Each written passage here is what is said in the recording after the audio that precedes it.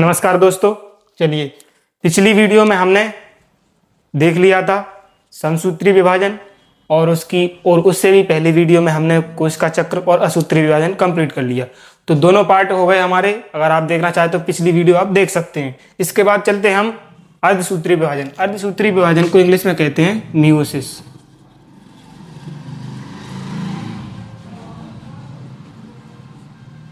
Meiosis इसको English में कहते हैं। अब अगर इसके बारे में थोड़ी चर्चा करें तो इसकी खोज जो है, इसकी खोज की थी सबसे पहले बीजमान ने।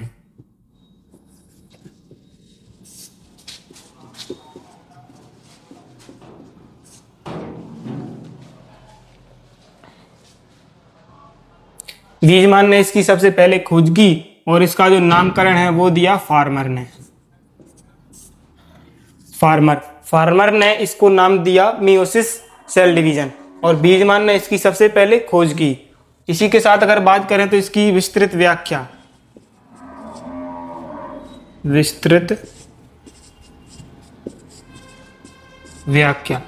व्याख्या की इसकी स्ट्रासबर्गर ने। स्ट्रासबर्गर ने इसकी व्याख्या कर ली। ये हो गया इसके बारे में थोड़ी सी जानकारी।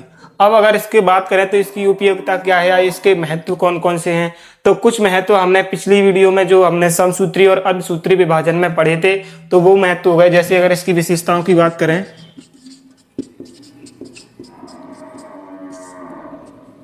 विशेषताएं अगर देखी जाए तो सबसे पहली बात, इसमें जीन विनिमय होता है। जीन विनिमय होता है जो कि हम आगे चल के अवस्थाओं में पढ़ेंगे। दूसरी बात, यह कहाँ होता है? जनन कोशिकाओं में।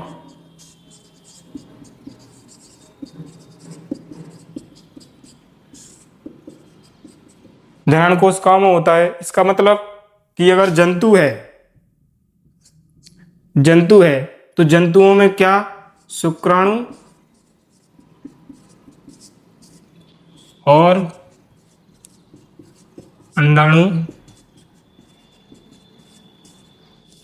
और अंडाणु निर्माण के लिए। पादपों में भी होता है। पादपों में क्या होता है?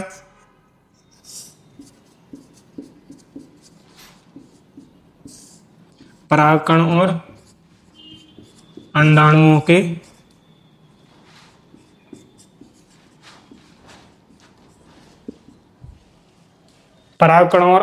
के निर्माण में। तो ये हो गया इसकी, क्योंकि ये जनन कोशिकाओं में पाया जाता है। जनन कोशिकाएं या कहें युग्मकों के निर्माण के लिए अर्धसूत्री कोशिका विभाजन होता है। और अगर इसकी कुछ और बात करें,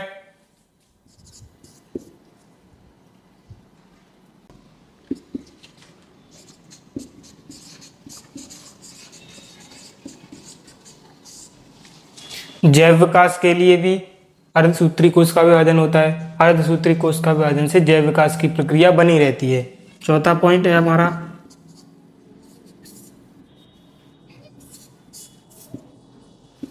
पीढ़ी दर पीढ़ी आनुवांशिक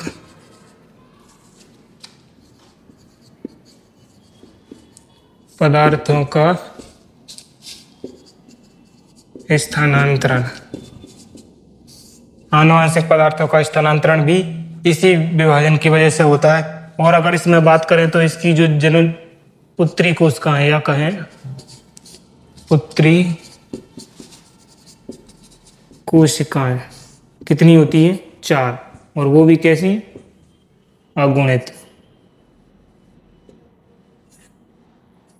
तो इस तरह से ये इसकी क्या हो गई? विशेषताएं। जीन विनिमय होता है इसमें। जनन कोशिकाओं में ये विभाजन होता है। शुक्राणु और अंडाणु या कहें परागकण और अंडाणुओं के निर्माण के लिए होता है। जैव विकास इससे बनी रहती है। जैव विकास की प्रक्रिया बनी रहती है। पीढ़ी दर पीढ़ी अगर आनुवांशिक पदार्थों का जो स्थानांतरण होता है वो भी अर्धसूत्री विभाजन की प्रक्रिया से होता है। और पुत्री कोशिकाएं इसकी कितनी होती है? ऐसी, यानी कि अगर मान लें कि अगर किसी एक कोशिका में अगर अर्धसूत्री विभाजन हो तो सबसे पहले 2 कोशिकाएं बनेंगी। अब 2 कोशिकाएं बनेंगी, उसके बाद जो बनेंगी वो होंगी हमारी पुत्री कोशिकाएं, कुछ इस तरह से। तो 4 जिसमें पुत्री कोशिकाएं बनती वो भी अगुणित। अगुणित का मतलब होता है जिसमें गुणसूत्रों की संख्या आधी रह जाती है। हमने समसूत्री और असूत्री विभाजन में देखा कि गुणसूत्रों की संख्या बराबर रहती है, क्योंकि गुणसूत्र पहले से ही दोगुने हो जाते हैं। इसमें गुणसूत्रों की संख्या आधी आधी रह जाती है, इसीलिए इन्हें इन कोशिकाओं को अगुणित कोशिकाएं कहते हैं। और ये जो कोशिकाएं बनती हैं या कहें युग्मक जो बनते हैं उन्हें अगुणित ही कहते हैं। निषेचन के बाद ये द्विगुणित जायगोट का निर्माण करते हैं। अब इसके बाद हम चलते हैं कोशिका विभाजन की प्रक्रिया को समझते हैं। चलिए, अर्धसूत्री कोशिका विभाजन की प्रक्रिया किस तरह होती है। तो जैसा कि हमने पिछली वीडियो में देखा कि समसूत्री कोशिका विभाजन में भी कई सारी प्रक्रियाएं हैं, और उसके लिए हमने उन प्रक्रियाओं के लिए हमने पहली वीडियो में पढ़ा था कोशिका चक्र। कोशिका चक्र में हमने समझा था कि कोशिका विभाजित होने से पहले अपने आप को तैयार करती है या अपने आप को प्रिपेयर करती है कोशिका विभाजन के लिए। तो वो प्रक्रिया इसमें भी होती है, समसूत्री कोशिका विभाजन में भी होती है, क्योंकि तैयारी सब में करनी होती है। तो हम इसकी इंटरफेज जो कि तैयारी की है उसको नहीं पढ़ेंगे, पहली वीडियो में कंप्लीट कर चुके। उसके बाद जैसे विभाजन अवस्था जो होती है वो 2 चरणों में होती है, वो हमने समसूत्री विभाजन में पढ़ा, कैरियोकाइनेसिस और साइटोकाइनेसिस। इसकी जो विभाजन अवस्था है वो 2 चरणों में पूर्ण होती है। तो कौन कौन से चरण हैं?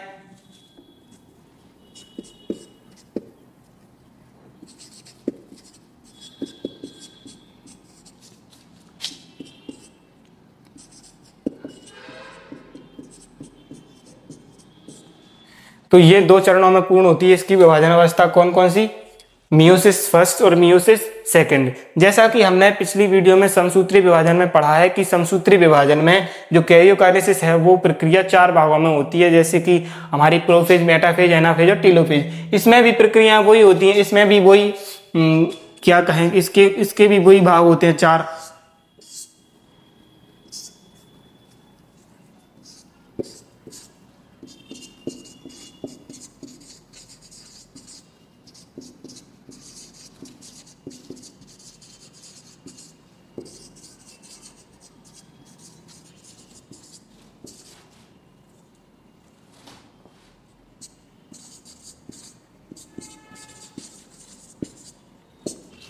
इसमें भी 4 भाग होते हैं। अब प्रोफेज, मेटाफेज, एनाफेज, टीलोफेज, ये जो हमने फेज सभी स्थितियां पढ़ी हैं समसूत्री विभाजन के जैसी ही होती है, पर इसमें थोड़ा कुछ एक चीज अलग होती है। जैसे कि हमने समसूत्री विभाजन में पढ़ा है, जो 4 प्रक्रियाएं पढ़ी हैं वैसी ही प्रक्रियाएं इसमें होती हैं, लेकिन इसमें जो प्रोफेज होती है ये जो सबसे बड़ी अवस्था होती है, और ये सबसे बड़ी अवस्था होती है। बाकी सब अवस्थाएं समसूत्री विभाजन की जैसी ही होती हैं, लेकिन इसमें जो सबसे बड़ी अवस्था है इसको भी हम 5 भागों में बांटते हैं। कौन कौन सी? तो सबसे पहले आती है हमारी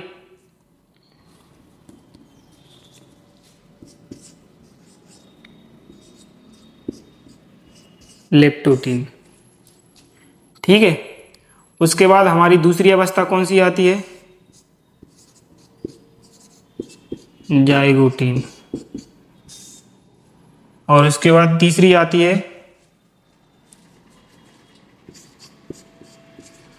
पैकेटीन, और चौथी आती है डिप्लोटीन, और 5वीं जो अवस्था है उसको कहते हैं डाइकाइनेसिस।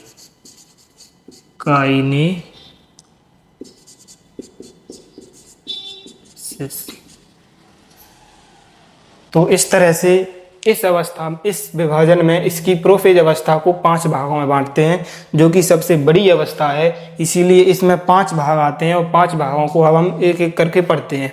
तो जैसा कि हम जानते हैं कि ये कहाँ होता है? जनन कोशिकाओं में। तो जनन कोशिकाओं में तो सबसे पहले पढ़ते हैं हम लेप्टोटीन।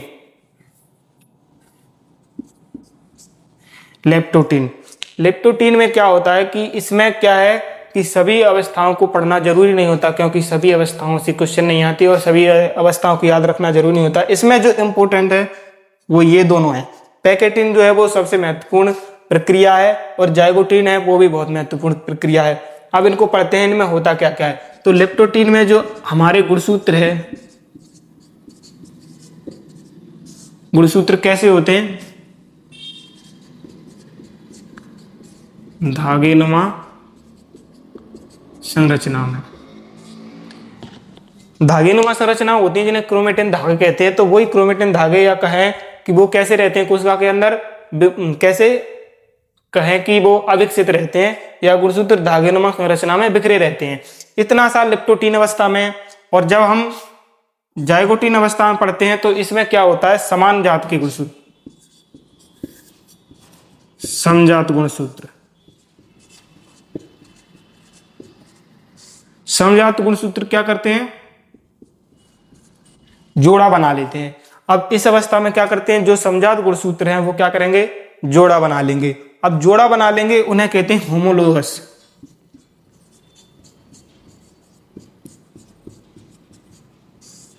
होमोलोगस अवस्था कहते हैं उसको, जब ये समजात गुणसूत्र जोड़ा बना लेते हैं। अब क्या करेंगे, जब ऐसे क्रोमेटिन धागे हैं वो धागे बन के जोड़ा बनाएंगे, गुणसूत्र बन गया। अब जब ये जोड़ा बना लेते हैं, होमोलोगस कह देते हैं इन्हें। अब क्या करेंगे, अब ये अपने जीन को एक दूसरे को ट्रांसफर करेंगे, जिसे कहते हैं हम जीन विनिमय। तो वो किस में आता है, पैकेटिन अवस्था में। पैकेटिन अवस्था में क्या होता है कि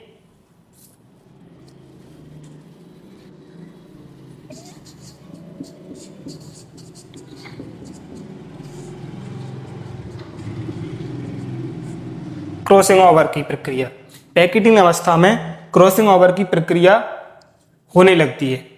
ठीक है। अब ये जो क्रॉसिंग ओवर की प्रक्रिया होती है, क्रॉसिंग ओवर की प्रक्रिया को कहते हैं जीन विनिमय। जीन विनिमय क्या होता है कि इसमें अपने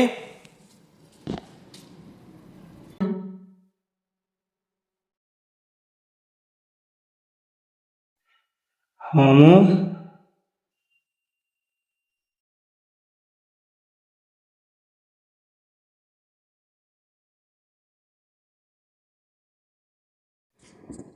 होमोलोगस गुणसूत्र जो होते हैं, जिसमें कि पहली अवस्था में जाइगोटिन अवस्था में गुणसूत्रों की अवस्था को होमोलोगस कहते हैं। अब ये होमोलोगस गुणसूत्र ही या कहें संजात गुणसूत्रों से जो जोड़ा बना है वही गुणसूत्र क्रॉसिंग ओवर की प्रक्रिया करते हैं। क्रॉसिंग ओवर की प्रक्रिया में क्या करते हैं, अब गुणसूत्र अपने जीन विनिमय कर देते हैं। जीन विनिमय में जो होता है वो कहते हैं, उसे कहते हैं क्रोमोनिका।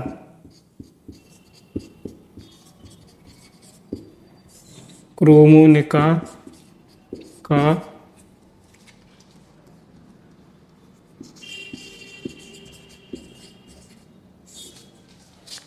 सीधी सीधी बात करें तो क्रॉसिंग ओवर में होता क्या है, गुणसूत्र जो जोड़ा बनाया है वही गुणसूत्र एक दूसरे को अपनी क्रोमोनिका का विनिमय कर देते हैं, यानी एक दूसरे को अपनी क्रोमोनिका दे देते हैं। और गुणसूत्रों की क्रोमोनिका का विनिमय ही जीन विनिमय या क्रॉसिंग ओवर कहलाता है। क्रॉसिंग ओवर से ही जीवों में अनुकूलन आता है और जीवों में विविधता बनी रहती है। तो क्रॉसिंग ओवर की कहें कि क्रॉसिंग ओवर की प्रक्रिया बहुत जरूरी है। और क्रॉसिंग ओवर की ही प्रक्रिया से कह सकते हैं कि क्रॉसिंग ओवर ही ऐसी प्रक्रिया है जिसकी वजह से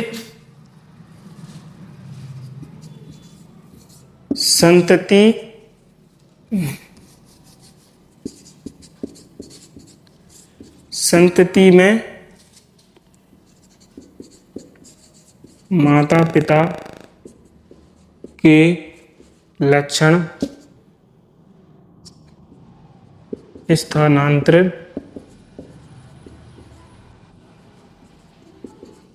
होते हैं। जीन विनिमय या कहे क्रॉसिंग ओवर की वजह से ही आने वाली संतति में माता पिता के लक्षण आते हैं, जिन्हें कहते हैं आनुवांशिक लक्षण, जो कि अगली पीढ़ी में आते हैं। अब इसके बाद करें डिप्लोटिन। डिप्लोटिन अवस्था क्या है, तो डिप्लोटिन की अगर बात करें तो डिप्लोटिन अवस्था सिंपल सी होती है। ये जो समजात गुणसूत्र जो होमोलोगस जोड़ा बनाया है वही जोड़ा फिर अलग होने लगता है। तो इसमें जो जोड़ा अलग होगा, इसमें जोड़ा अलग होने लगता है। और इसके बाद आती है डाइकाइनेसिस। इस अवस्था में जोड़ा अलग हो जाते हैं। इस तरह से ये अर्धसूत्री विभाजन पूरा हो जाता है। और मियोसिस की अगर बात करें तो मियोसिस जो होती है वो समसूत्री विभाजन के जैसी ही होती है। मियोसिस सेकंड जिस तरह से समसूत्री विभाजन में होता है। तो इस तरह से केवल इतनी सी प्रक्रिया थी अर्धसूत्री विभाजन की, जो कि बहुत छोटी प्रक्रिया है। इस तरह से हम समसूत्री विभाजन, इस तरह से आज हमारा कोशिका विभाजन का चैप्टर खत्म हुआ। एक बार फिर से रिपीट कर देते हैं। कि कोश का विभाजन, अर्धसूत्री कोश का विभाजन की खोज किसने करी? तो वो सबसे पहले करी बीजमान ने, उसके बाद फार्मर ने इसको नाम दिया और स्ट्रासबर्गर ने इसकी विस्तृत रूप से व्याख्या की थी। और इसकी हमने उपयोगिताएं पढ़ी कि जीन विनिमय होता है, इसकी 4 कोशिकाएं बनती जो कि अगुणित कोशिकाएं होती हैं, और जनन कोशिकाओं में होता है जिनकी जनन कोशिकाएं जो बनती हैं वो गुणसूत्रों। अब इसके बाद हमने फिर इसके विभाजन पढ़े, कौन कौन से? 2 विभाजन, 2 अवस्थाओं में इसका विभाजन होता है, मियोसिस फर्स्ट और मियोसिस सेकंड। मियोसिस फर्स्ट और मियोसिस सेकंड, मियोसिस सेकंड जो कि पहले जैसा है, मियोसिस फर्स्ट में वही 4 अवस्थाएं होती हैं, प्रोफेज, मेटाफेज, एनाफेज और टीलोफेज। अब ये 4 अवस्थाओं में से प्रोफेज को हम बांटते हैं कितनी? 5 अवस्थाओं में, लिप्टोटीन, जाइगोटीन, पैकेटीन और डिप्लोटीन और डाइकाइनेसिस। इस तरह से इसकी 5 अवस्थाएं हमने पढ़ी। गुणसूत्र धागेनुमा संरचना पाए जाते हैं। पहली में समजात गुणसूत्रों का जोड़ा बनता है जिसे होमोलोगस स्थिति कहते हैं। तो ये हो गया जाइगोटीन में। पैकेटीन में क्रॉसिंग ओवर की प्रक्रिया होती है। क्रॉसिंग ओवर के बाद जब जो जीन विनिमय हो जाता है उसके बाद फिर गुणसूत्र जो जोड़ा बना है वो अलग हो जाते हैं, वो डिप्लोटीन में हो जाते हैं। डाइकाइनेसिस में पूरी तरह से अलग हो गया जोड़ा, दूर दूर गुणसूत्र पहुंच गए। इसके बाद पूरी कोशिका विभाजन मियोसिस में हो जाती है। और ये जो मेटाफेज, एनाफेज, टीलोफेज जो बच्चे हैं वो समसूत्री कोशिका विभाजन के जैसे ही होते हैं, क्योंकि इसमें कितनी बनती हैं? 4 कोशिकाएं बनती हैं। तो इस तरह से कोशिका विभाजन हमारा खत्म होता है।